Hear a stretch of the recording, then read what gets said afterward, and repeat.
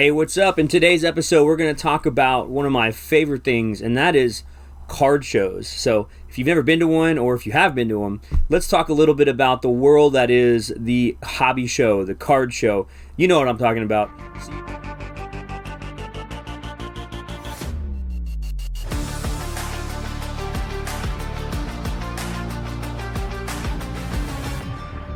What's up, everybody? Hello, welcome to Mealy Stocks episode 18, part of the Slab Stocks Network. My name is Jameel, owner of the Mealy Pop Shop here in Gainesville, and we are excited for just another fun episode today, including just getting into 2021. We are here, we've made it, and this is our second episode of the new year. And I'm going to be talking about card shows. This is going to be a two-part series today. Card shows, there's so much that we can take from it. So look forward to next week's episode as well. But let's get into this week's. And before I do, just want to call your attention to some really cool things we always got going on in shop. This one, as you guys have seen many times, is our website, mealypops.com. I'd love for you guys to go check out the website.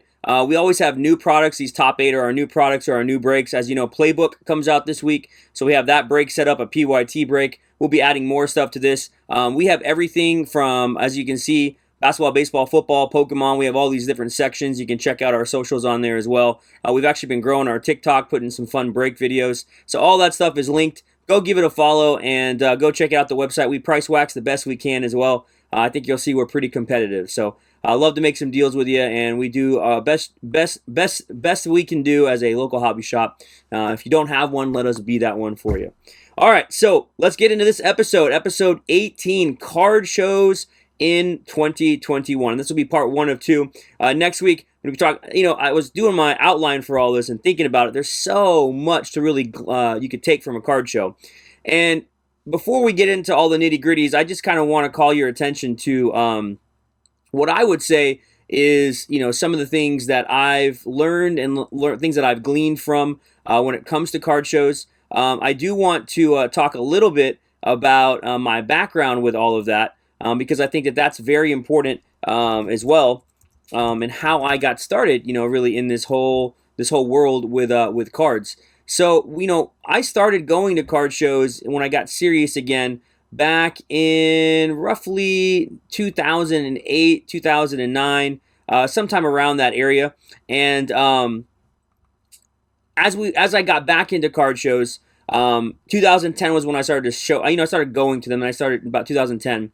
I really learned the ropes, right? I started really learning this idea of what does it take to be somebody who can sell, who can deal at a card show. What does it take to really be somebody who can buy at a card show? That's another big element is card shows is if you're not selling, then are you buying? Just understanding that world. So as I did more of them and I started getting involved in going to and then setting up at them, you guys know the grind, getting up at 5, 6, 7 a.m. on a weekend, going out to that place where you need to go set up, get your showcases, all that. It's a process, and it doesn't come overnight. But I started learning the idea of, people trying to buy me out, selling out my cases and restarting with fresh inventory. Maybe that's why I've come from such a unique place of moving inventory so quick. If you've ever seen our Mealy Pops Madness things that we do on Instagram, we have one coming up next weekend on the 23rd, I think it is. We sell cards so quickly and I move inventory so quickly. So I'm not opposed to the idea of someone, buying all of my stuff out to give me that restart, on the Nintendo where I can start again. But it's actually not a bad idea. So I learned that idea. I learned how to evaluate things at a wholesale cost to other dealers, bigger dealers. And then, as I started to grow in that, my wife and I decided, why don't we try and do the national? So this is in 2015, and it was really a special time doing the national because I didn't think I could, work on that market level, right? There were so many big people who had so much inventory. It was like, what am I going to do with this? But in 2015, I went to Chicago, and I remember very distinctively my wife and I selling out our area, and I didn't take a ton of inventory because I didn't have a ton at that time, for maybe $15,000, $18,000 or something like that, and then using that money in that next 4 days to rebuy, buy other people out, buy lots out, resell, and then just became this massive perpetual buy and sell in a market within 3 or 4 days, which I learned. So that taught me a lot, and I think I gained a lot of that know-how and prowess from doing card shows locally in Florida. So then, I started to do this outline. I was thinking, what have shows really taught me? What have they taught me? What have I gained and experience-wise from them? And I wrote 4 things down, and we're going to get into some things as we fast forward to 2021. So one of the things that I think going to a card show and being a part of card shows will teach you, whether you're introverted, extroverted, whatever you may be, is negotiation. The idea of negotiation, the idea of that somebody has something that I want, and I want to pay this amount for it. How do I get to that point? And I think negotiation, in a safe way, in a non-rude way with people is fair. And I do believe in 2021, you pulling out your phone to look up comps at a table shouldn't be rude. Unfortunately, there are some old hats and people who think that's very rude. I remember just a show recently, a guy, I went up to his table and I had my phone out and he goes, "Not a good way to start looking at your phone eBay comps with me." And I said, "Sir, I'm texting my wife." And it's true, I was, but I think that's kind of where we're at now. You have kind of a split element with how dealers will look at you. Another thing that taught me, and I think that you guys should really start to pay attention, is learning to spot shady things, learning to spot maybe fake slabs. And this is something that just happened the last card show that I was at in Clearwater, which I'll talk about here. But spotting fake slabs, spotting fake autographs, looking at cards and realizing that sometimes people are selling you damaged stuff and they're not disclaiming that. Finding fake cards, handling fake cards, seeing that. The whole vintage world, if you don't know that, you really should learn it because there's a lot of fakes and doctored cards in that, trim stuff, all that. So learning how to do that really taught me, and of course I've been burned a few times here and there, nothing major, but it taught me a lot about that. The third thing that I've learned, I think through card shows, is the idea of networking. How are you networking and building your brand and your network in how you buy and sell? Now you might say to me, "Jameel, I'm just a casual guy and I like to trade and I like to buy and I like to find deals." You still have a brand, and what I mean by that is when you go to shows, people will recognize you, and if you're fair with people and honest with people, and you buy from them fairly, they will look out for you. So that's from the buying side, and you guys out there who are just looking to go to shows and not set up, there's an element there, I think, of building your brand and building a personality with people so that you can network. Finding cards, getting cards, selling cards, there's so much to deal with networking, so I'm not going to give you some motivational speaker thing on networking, but I do think it's very important at card shows. And then the fourth thing that I wrote down, which I think is actually very important, is how not to burn out. And what I mean by that is card shows and the world of the hobby can be very draining, especially in those years when it wasn't as lucrative. And so learning and watching and seeing how people don't burn out, learning and paying attention to how am I maximizing my time versus how am I wasting my time at card shows. So those are some things that I just wanted to share with you guys. So that's a little bit of my backstory. Just took me 6 minutes or 7 minutes to tell you that. But let's fast forward to today, to 2021, and let's talk a little bit about where we're at. So card shows now are everywhere. They're popping up all over the states. Here in Florida, we have about 5 or 6. I just got back from the biggest one in the state that's held. It's called the Clearwater St. Pete show. A guy named Redbeard on Instagram. Go give him a follow. He's a good dude. Redbeard Sports Cards. He puts it on. And ever since he's done it, it's been amazing. It's been really cool to see how quickly in that Tampa area, just regionally, how a show can grow that is done right. And people are found out, and find out the information through social media and different platforms. For those of you who are looking for shows, go to Beckett. I think Beckett still has their listing of shows in different states where you can go and check out a listing by state. You can search.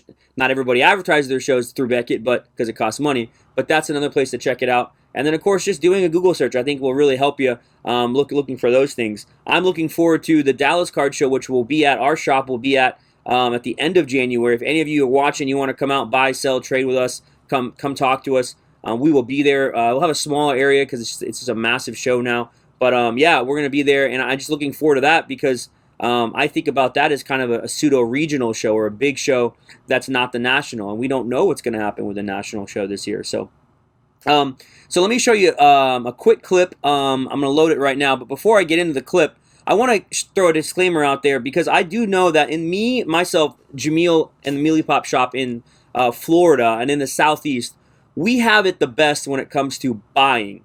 We don't have it the best when it comes to selling, but we definitely have it the best when it comes to buying. I believe the Midwest is the best when it comes to selling, and I believe in the Northeast and the West Coast, I believe those are the best places to get the most money for what you have. Higher prices is what I'm trying to get at.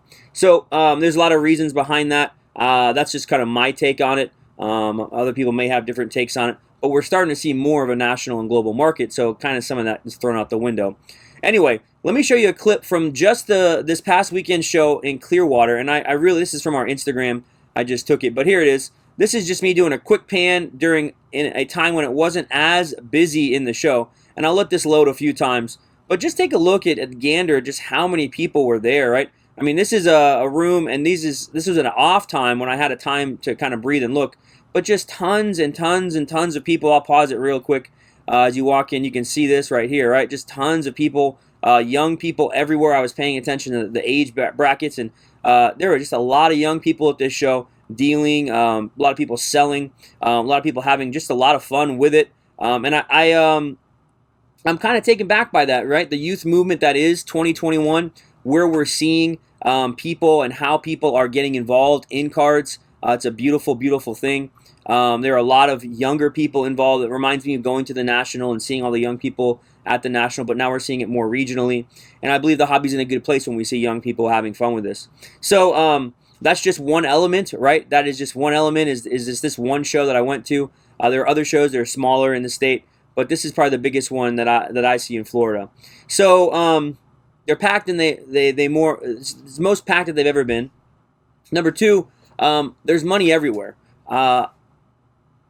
2, 3, 4 years ago, to see a $20,000 deal or a $30,000 deal or a buyout of a table for, $20, $30, $40,000 was, maybe one in a show. You see them once in a while. But I can't tell you how many $50,000 and $100,000 deals I saw at this past show or heard about, people just buying quantity, or maybe, and then I'm not talking about people selling out. I'm talking about one guy buys from one guy 3 cards for $90,000. One guy buys from another guy $30,000. And it was just like everywhere, left and right. So that shows you a lot about the buying and selling in the market, how people are looking at cards. And it was really cool. It was really cool to kind of to take a step back and realize that as I started to process these ideas of not just going to a show and going in the buying modes, but going to a show and watching a little bit. So, yeah, this is 2021. We are in a place now where card shows are banging, card shows are popping, and there's a lot to gain from them. If you're not going to card shows, I would really recommend it.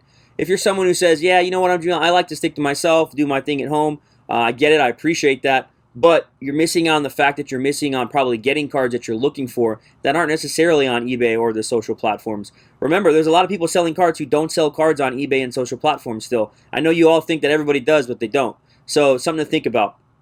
And as we kind of end off this episode here, we got 3 or 4 more minutes, I just wanted to kind of tell you some things to look for, and then next week in the second part, maybe I'll share a little bit about more what I do at shows. And I get it that I'm in a different position, being a card shop owner, spending quite a bit of money on volume, and I understand that side of it. But maybe you guys can take something from that in part 2. So we'll get to that next week. But what to look for shows for you. So here's a couple ideas as you guys enter card shows. How are you networking with people, number one? How are you embracing the hobby? How are you talking to others? How are you spending time with people and not making it about yourself? Because when you do that, you're going to open up how you can collect, how you can buy and sell, the more you realize how to network. Here's just a quick picture I'll show you. I thought was just unique. This is one of the younger guys who follows our Instagram. I never met him in my life. Talked to him many times. But then he shows up at a card show. We do a deal. He gets some wax and some money from me. He trades me a Kobe card. And I think it's really cool because both when we were doing the deal and stuff, we just had fun doing it, right? So shout out to my guy, Big Al there. But I just, the idea of networking with people, trading with people, getting to know people, I think goes a long way. So hopefully you're doing that at shows. Hopefully you're talking to people. Make this more about the community than yourself, and you'll see how far you can really grow in the hobby. One thing I will tell you is just because someone calls themselves a dealer at a show doesn't mean they're a dealer. And hear me out on this. I'm not trying to knock on anybody or say, ooh, look at Jameel, right? What I'm trying to say is there are a lot of people who are putting on that front and unfortunately are giving bad information and selling bad cards. And I think that when there's money and there's a lot of things to gain profit-wise, you're going to get the bad with the good. So be very careful out there. Be mindful. Not everybody is a dealer. Not everybody knows what they're talking about. And one example I brought up earlier, I was able to help a guy get his money back from another guy who had just bought a fake Prism Giannis slab and rookie slab, and just kind of identifying the things with the label and showing him, hey, that's not a Beckett slab. But there are a lot of people out, and the guy, of course, the dealer who sold it didn't know what he had, right? And so these are things to consider. These are things to start thinking about more. These are things to look out for at shows. Another thing, retail wax. I'm noticing this more than ever. If you are a buyer of retail wax, use it to your advantage, because the new dealers, I'll call them, are showing up in plentiful amounts of retail. And some of them may not want to come off their prices, but to be honest, someone selling retail wax in quantity at a show should have the idea of, man, I can really make a lot of money quicker than trying to piece this out and ship this out and possibly get refunds on eBay. They don't all think like that, and that's fine. But retail wax is plentiful at shows. And why that can be helpful to you is eBay comps and, of course, other dealers in the room that have the same wax. You can use that to your advantage and your leverage. So something to think about with that. Hobby wax isn't as plentiful. I mean, we take hobby wax to shows. We take a lot of the more expensive stuff, just the stuff people can't find. I did sell, some really big boxes this past weekend, but I'm throwing that out there to help you guys in the hobby. Use that to your advantage, from this guy to that guy, and thinking about all the different retail wax that is out there. But be quick, because the stuff will sell. Trading. This is another element about what to look for at a show. Find out how you can trade with dealers, other people in the show. I think it's really cool. Some shows get a little weird about you trading with other people in the show. I kind of am anti that, because this is the hobby in general. But I have seen that where show people will get upset if you're trading with other people in the show. I think that's silly, but that might happen at some of the shows and how they're run. Something to think about. And then lastly, as we finish this out, the more educated you are in this hobby, and the more educated you are in learning these things, watching the Slab Stocks episodes and Mealy Stocks episodes, and paying attention and following trends, the better you will do. Trust me in that, because you'll be able to spot things that are way too expensive, and you'll be able to spot deals as well.